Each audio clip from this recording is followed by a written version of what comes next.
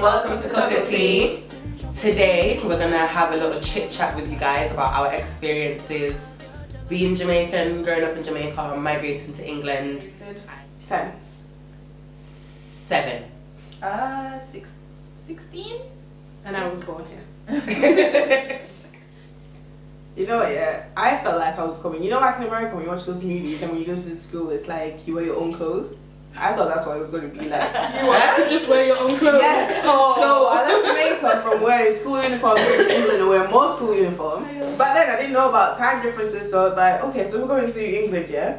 So we're going to go to school in the night, because obviously when we get there, I'm like, when they're sleeping, we'll be awake. Because obviously, me being that young, I didn't know nothing like that. Oh, you being 10, you didn't know? I didn't know. I was a fool pick, did it? I didn't know about foreign. Oh, God. Poor you. How about you then? Me, what was it like migrating? I was finessed into migration. Yeah. I think when we were coming, my parents said to me we're going on holiday. Why the holiday is still going on? No, honestly, mommy she probably gassed me up. She was like, "Oh, we're going to England. We're going on holiday. We're gonna do this." I don't remember what the conversation went like, but that's the gist of it, innit? I was proper gassed. Yeah, I'm gonna go to foreign. I'm gonna see this. Gonna have fun. Gonna see snow, and I'm going to come back and I'm gonna tell all of my friends. So here, yeah, for me it was a bit weird because one, I didn't know I was coming here to live. I didn't understand that whole process, so it was quite uncomfortable for me to have to stay here and adjust to a place that I wasn't aware I was going to have to be in for a long time. What about you? For me, well, I was aware that I was going to migrate. It kind of hit me suddenly. So basically, within a month I was moving, so I found out I was going to be migrating. You know, it was in the process, but weren't sure. So within a month I was here. So obviously, everything was just just a big shift in your life. Okay. So I was just you know what? I was balling every day. I just felt so uncomfortable because was it harder for you because you were older? Yeah, because obviously you have your own social group already. You know, I was in my latter part of high school, so my friends are established and everything. So it was just so uncomfortable just drop in a new world and have to make friends and have no one around you that you know except for your mother. You know what I mean? So it was, and you. So it was really weird. But I mean, over the years you have to adjust and you just have to get on with life. But nah, it wasn't a smooth transition at all. No. What? I didn't like it. You didn't like it? Because when I came, it was January and it was cold. It was so bloody cold. So I left warm weather to come to cold England. Nah, I didn't like it. That happened for me because we came in December, and it was back when you had to walk off the plane on the runway, and then you'd walk inside, so the cold slapped me. Yeah, so adjusting was weird because obviously I'm coming from a Caribbean country where a lot of the things British people will say and do I've never seen before, so I don't understand. So for example, when I was in primary school, we used to get 2 lunch times or 2 break times, whatever you want to call it. And I remember one day, within my first week or something, I brought my own lunch to school. Mommy made me a sandwich and juice and this and that and whatever. And then the lunch lady's talking to me about, "Oh, are you not going to eat your butty?" I'm like, "What's a butty?" She's like, "Yeah, your butty." And I'm like, "What is a butty?" It took me so long to realize that butty, I don't even know if now I'm saying it correct, is a sandwich. And then the first time I ever slept at somebody's house and she's asking me, "Do you not have a flannel?" These things made life hard for me because in my head, it don't make sense. What about you? Oh, for me, oh my. As I stepped off the plane into the car park, honestly, I thought there was AC on. This was summer. And I thought, I was like, "Mommy, how do you have AC in the car park?" Mommy's just like, "Oh, you're so fool." Mommy's just like, "It's not AC." I'm just like, "What?" It cannot be this cold in August. I was just like, "No man, Uncle Troy, I'm cold. I want to go home. I don't understand." But honestly, it was really, really, really, it was difficult to adjust and deal with everything. the food tasted weird, the chicken, the rice, everything just tasted differently. And I don't know, now I don't notice it obviously because I live here now, but before it was horrible. Yeah. Jamaican friends. I haven't made none. Jamaican friends. No, I haven't made on the dog con. I have like what? How many years have I been here since I was 7? And I've got big. I can count you guys on my hands. Yeah, that's so true. But like I feel like once you find them, like they stick around. Do you know what I mean? Yeah, because those ones are the ones you keep. Yeah, because I feel like I guess we can relate to so much. It's just like once you find a Jamaican friend, it's just like. You don't even try, like you just automatically click everything because falls into place. It's like when you say to someone, oh, you're talking to them and they're like, where are you from, Jamaica? Oh, me too. And it's just like instant excitement. It's like, yes. It's like literally you just found your sister for the first time after a long time. When I was in primary school, I never had a problem finding Caribbean friends because of where I live. I live in the Caribbean side of Manchester. Yeah. So like having Caribbean friends in primary school wasn't that difficult because there's quite a few of us in my class.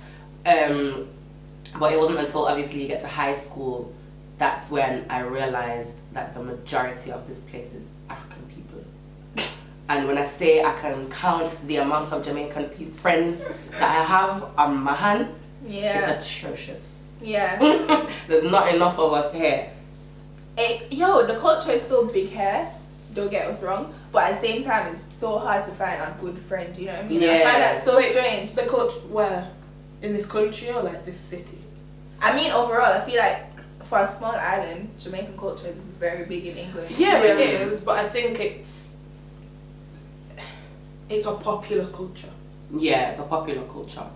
Like, that's the in thing now. Like, people love off taking little bits of the Jamaican culture, so Jamaican music, Jamaican food, and adapting it. Jamaican slang. Yes, like, and they'll take it and they'll try and adapt it into their own little way to kind of not discredit Jamaica, but they like what Jamaica has, and but they don't want Jamaicans to do it.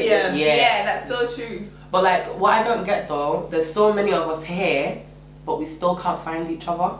Like, more time when I walk up in Jamaican people is like grown folks, like my mom's age. So it's like my hairdresser, them, the barbershop people, them, like food, like those kind of people. But where are your children? I need people to talk to my own age. But it's like you'll find it in Birmingham, you'll find it down in London. Scarce. It's not. I think that like our generation of Jamaican people in Manchester is very washed. Yeah. And they're very English. And more Jamaican. More time it's English born Jamaicans are like us, Jamaicans that come here from early, but they're not Jamaican anymore. England take them over. I don't think I could have such. I don't know. Maybe I'm too Jamaican at heart, but I can't see myself bearing kids and then just disregarding the culture. No. Even for me, I couldn't. I want my child to have the same experiences and grow the same way I've grown and still be in touch with their culture, even though you're not necessarily born there. Yeah. Like, still go on holiday, make sure you're up to date. Let them know their family back there and grow with them and, you know, learn the culture, learn the food, the lingo, everything. Because even though you left so early, everybody knew who Giselle was. Everybody was like, oh, Giselle's coming. Everybody rushed. Exactly. So everyone still knew who she was. I don't understand how. But to be fair, I think a lot of Jamaicans come here in 1900s and literally just don't go back. That's the problem. That's the problem. And then once you've left it so long for you to return home, by the time you go back again, it's where you're so disconnected. It's not the same place, you know. That's like a year cannot pass and I don't touch Jamaica. I cannot be happy if a year passes and I don't go to Jamaica. Because, and like, same thing for my kids. When I have children, I want them to go home every summer like I do, as much as I can afford for them to do, so that they can get to know where they come from, know their roots. Because even if it's a case of I'm not living in Jamaica by the time I have children, they need to know where it is I come from, where their parents come from, what their family is all about. You know what? I think it's also a sense of identity, because you know you're here, you're in a white man's country. Do you know what I mean? So it's almost like knowing that listen, my home is somewhere else. It gives you that security. So no one can diss you and make you feel like, you know what I mean, you're out of place because you know where you're from and you know your culture. Ooh. Listen, the amount of licks that no, it's not even that, right? You know, like, Okay, there was this one incident where I was supposed to go home straight from school because you know, like you get in the taxi. It's like not like taxis like here. You pay your taxi fare. Yeah. You're supposed to go from school and straight home. I didn't do that. I went over to my friend's house. You know, back then I didn't have a phone. Went to my friend's house. As soon as I got home, mommy was like, "Where have you been?" "Oh, I was at school." Lying. Yeah. "Where have you been?" "Oh, I was at my friend's house." It only took 2 tries. So listen, like, don't let it happen again. Next day, I did the same thing. You don't learn. It's because she never beat her the first time. That's why. I got home stripped and I got some licks. Why you got stripped? They're the worst. Yeah. She's like, They're stripped. the worst. Can't relate. Right. Or when she surprised attacks you in the shower when your skin wet already. Oh No, my what? God. No. Your skin wet already and she takes your wet rag to beat you. Oh my God. I don't know if it's just my mother, but she wicked. You know what my dad used to, he'd be like, "How old are you?" 10.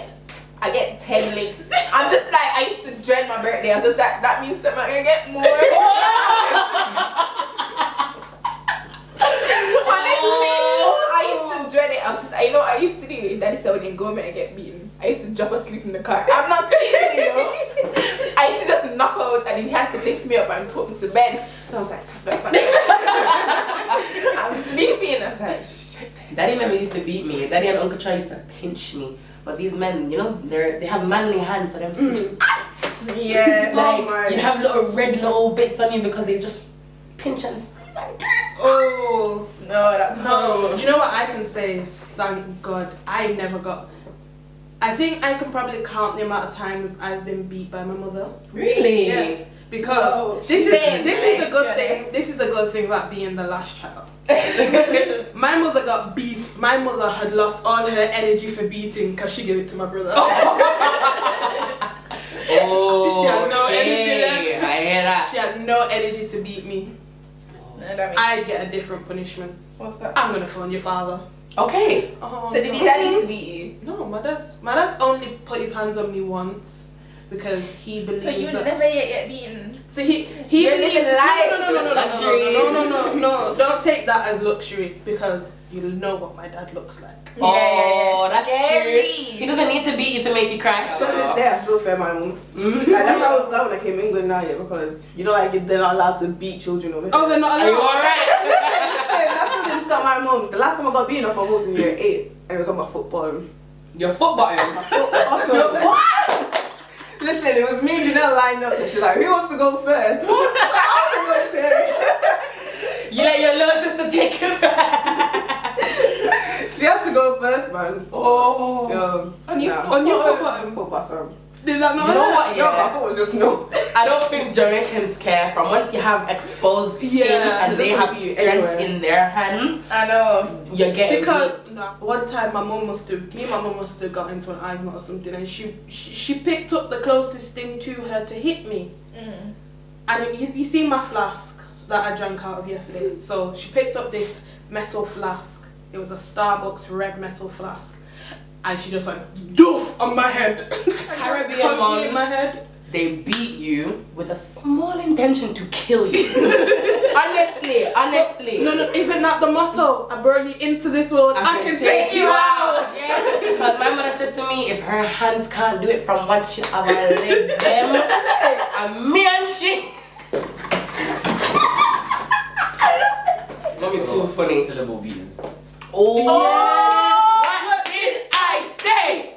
And then I don't know if they purposely And they drag would out make the words, yes. They make the words. That's Auntie Lainey. That was my grandma.